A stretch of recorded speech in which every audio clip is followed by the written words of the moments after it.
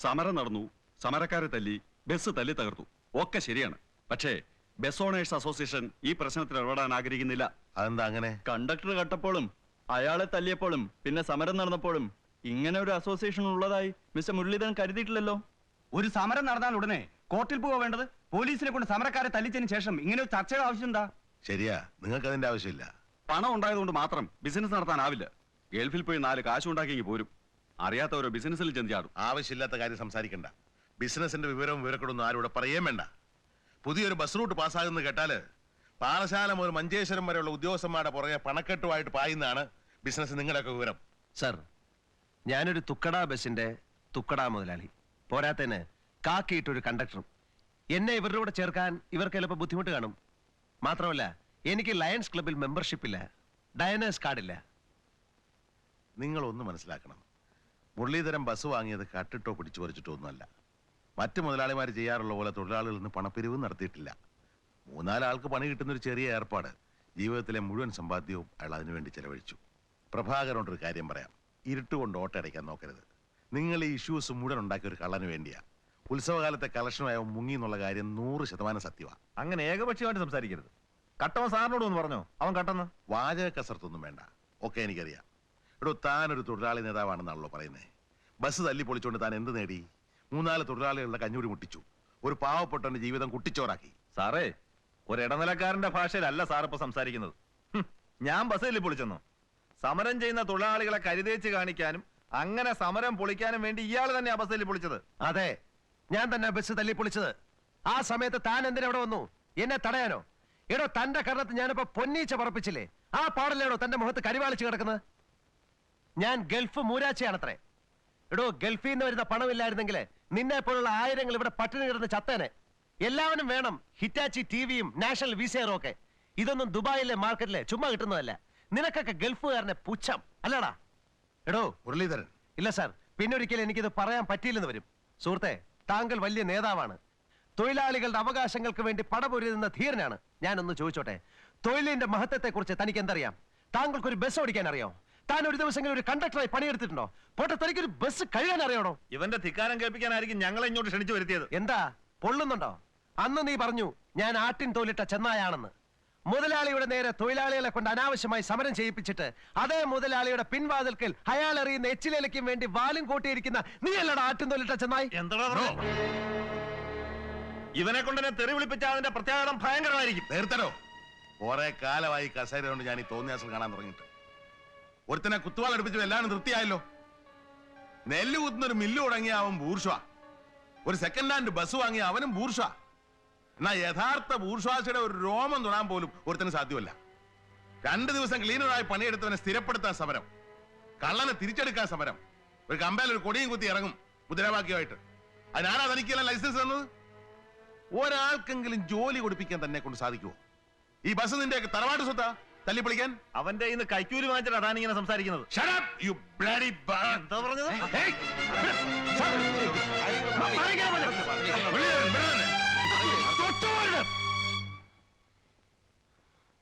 Sir എന്തിനാ sir ഈ കുഴപ്പത്തിനൊക്കെ പോകുന്നത്? ഇവരെ നന്നാക്കാനോ?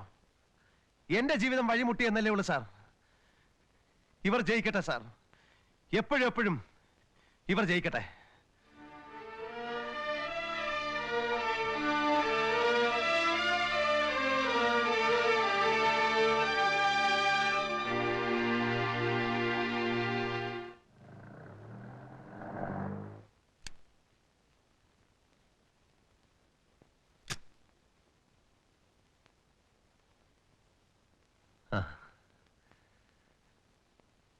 സാറിന്റെ എത്ര വൈകിയത്?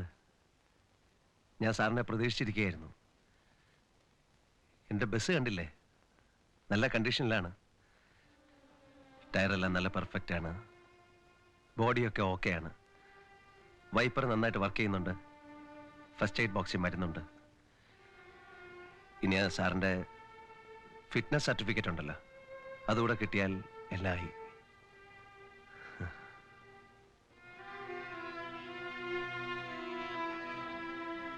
മിസ്റ്റർ മുരളി, മനഃപൂർവ്വം നിങ്ങളെ ദ്രോഹിക്കാൻ ഞാൻ ശ്രമിച്ചിട്ടില്ല. ജോലി പ്രവേശിച്ചിട്ട് അധിക നാളായിട്ടില്ലാത്തതുകൊണ്ട് പ്രായോഗികമായ പരിചയക്കുറവ് കാണിച്ചിട്ടുണ്ടാകാം. പക്ഷേ എനിക്ക് വളരെ വിഷമമുണ്ട്. എൻ്റെ ഭാഗത്ത് നിന്ന് എന്ത് സഹായമാണ് വേണ്ടത്? അയ്യോ, ഒരു സഹായം വേണ്ട സാർ. ഇപ്പൊ തന്നെ ധാരാളമായി. ഒരു കണക്കിന് യൂണിയനും നേതാക്കളും എനിക്ക് വലിയൊരു കാര്യമാണ് ചെയ്തു തന്നത്.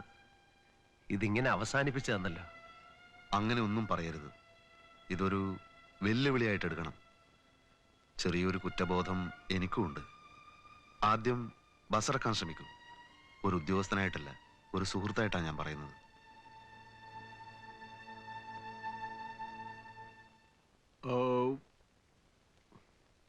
മാമ പായസം. ആ ഓലൻ ഒട്ടും ശരിയായില്ലാട്ടോ രുക്മിണി. എനിക്കും തോന്നി ശാന്ത ഉണ്ടാക്കിയത്. അങ്ങനെ വരട്ടെ.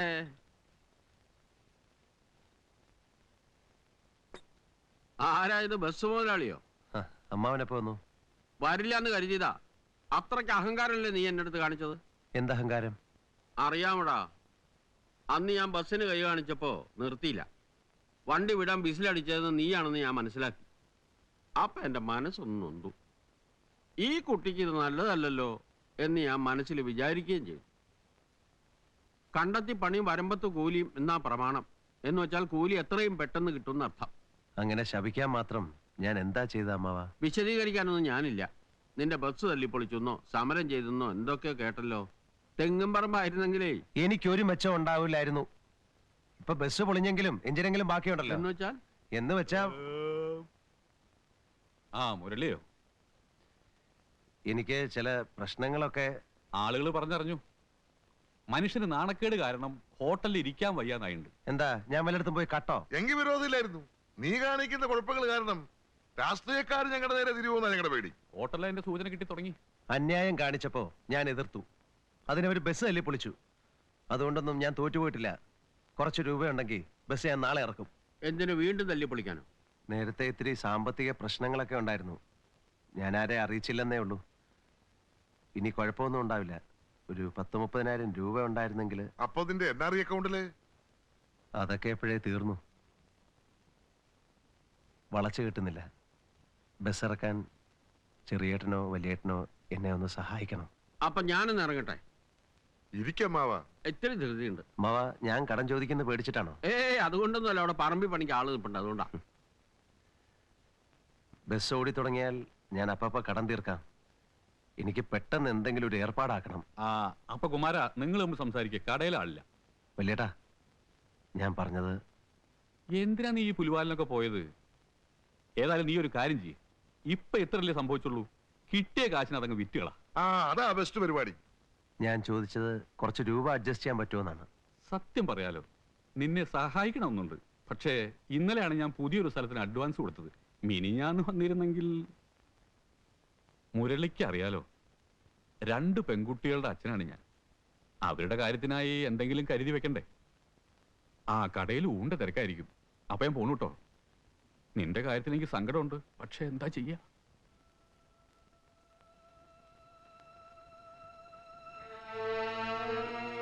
അതിപ്പോ സണ്ണി ലൂക്കോസ് ബോംബെയിലാ. അവൻ എപ്പോഴാ വരികയെന്നറിയില്ല. ജോണി പാറക്കാടിന്റെ മദറിന് അസുഖമായിട്ട് മെഡിക്കൽ കോളേജിൽ കിടക്കുക. അങ്ങനെയുള്ളൊരു അവസരത്തില് അവനോട് എങ്ങനെയാ ചോദിക്കുക? മുരളി വിചാരിക്കുന്ന പോലല്ല. അബ്കാരി ബിസിനസ് ഒക്കെ ആകെ തകരാറില്ല. വലിയ ലാഭമുള്ള ബിസിനസ് ആണെന്ന് അന്ന് എന്നോട് പറഞ്ഞിരുന്നല്ലോ. അത് അന്ന് തരക്കേടില്ലായിരുന്നു. എന്താണെന്നറിയില്ല, പെട്ടെന്ന് തകിടം മറിഞ്ഞു. സണ്ണി ബോംബെയിലായതുകൊണ്ട് ഒരുപാട് സ്ഥലത്ത് പോകാനും പിടിക്കാനും ഒക്കെ ഉണ്ട്. ഞാൻ ഒരാളായിട്ട് എവിടെയൊക്കെയാ പോവുക? ഈ ആഫീസർമാർക്കാണെങ്കിൽ ഞാൻ ചെല്ലാതൊരു തൃപ്തി വരണ്ടേ? അതുകൊണ്ടാ.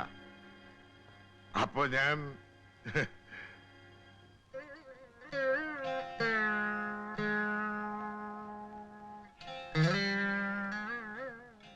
അങ്കിൾ, ഇന്നെന്റെ ഹാപ്പി ബർത്ത്ഡേയാ. അങ്കിൾ ഓണം കഴിക്കാതെ പോവാ? വേണ്ട മോനെ, വിശപ്പില്ല. Happy birthday to U.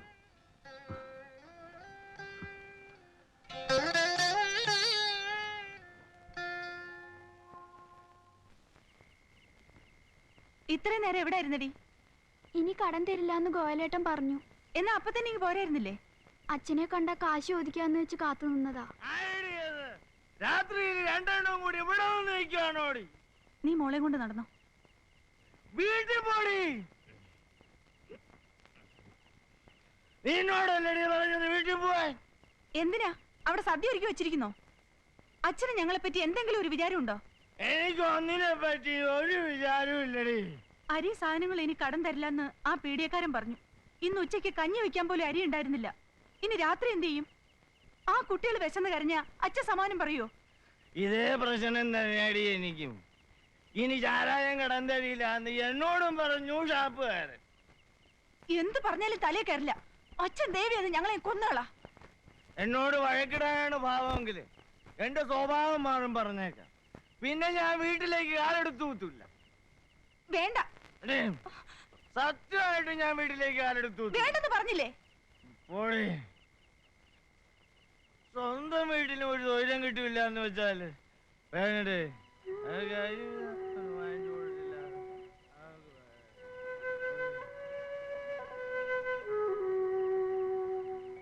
ഇവിടെ ആരും ഇല്ലേ? അതെ,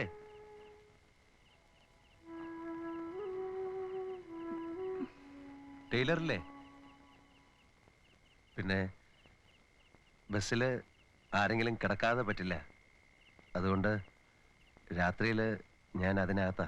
ബസ് നന്നാക്കുന്നില്ലേ? ആ, നന്നാക്കണം. എപ്പോഴാ ഇറങ്ങുക?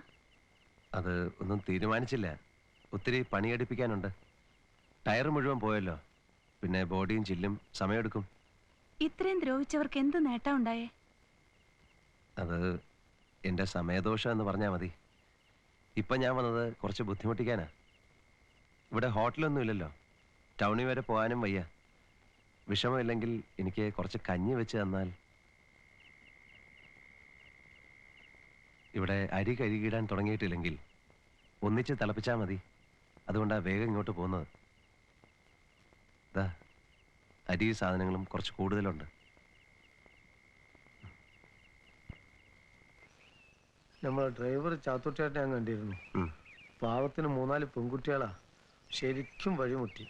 വേറെ ഏതോ ബസ്സിലോ ലോറിയിലോ പണിയിട്ടോ നോക്കാൻ ഞാൻ പറഞ്ഞു. നിനക്കും അതാ നല്ലത് ഹംസേ.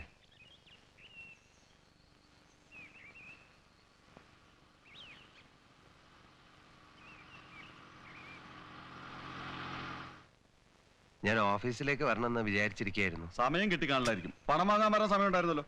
അയ്യോ, അതുകൊണ്ടല്ല. പറഞ്ഞ അവധികളൊക്കെ തീർന്നു. ഇനി ഞങ്ങൾ എന്താ ചെയ്യേണ്ടത്? എനിക്ക് ഒരു പിടിയുമില്ല. അത് ശരി. അങ്ങനെയാണെങ്കിൽ ഞങ്ങൾ നിയമത്തിന്റെ വഴിയിലേക്ക് നീങ്ങാം. വാ, നമുക്ക് പോവാം. സർ, എന്റെ പ്രശ്നങ്ങളൊന്നും ഞങ്ങൾക്ക് അറിയണ്ട. ഞങ്ങൾക്ക് ഞങ്ങളുടെ പണം ഈടാക്കിയേ പറ്റൂ.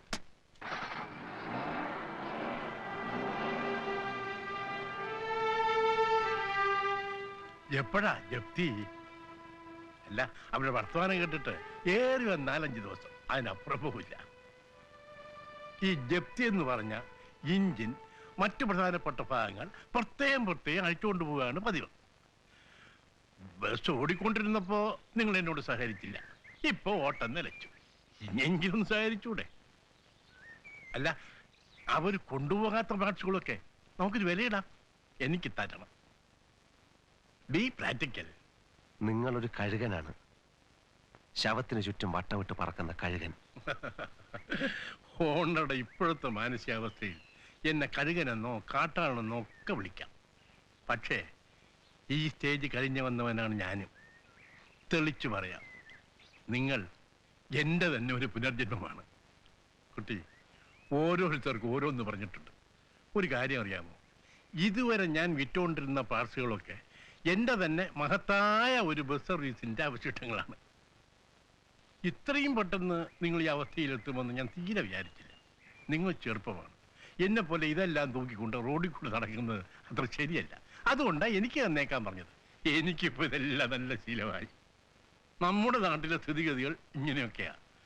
കഷ്ടപ്പെട്ടുണ്ടാക്കിയ കാശുകൊണ്ട് വല്ല തൊഴിലും ചെയ്ത് പച്ച പിടിക്കാൻ തുടങ്ങിയോ നിങ്ങൾ ശ്വാസം വിടുന്നത് പോലും സൂക്ഷിച്ചു വേണം.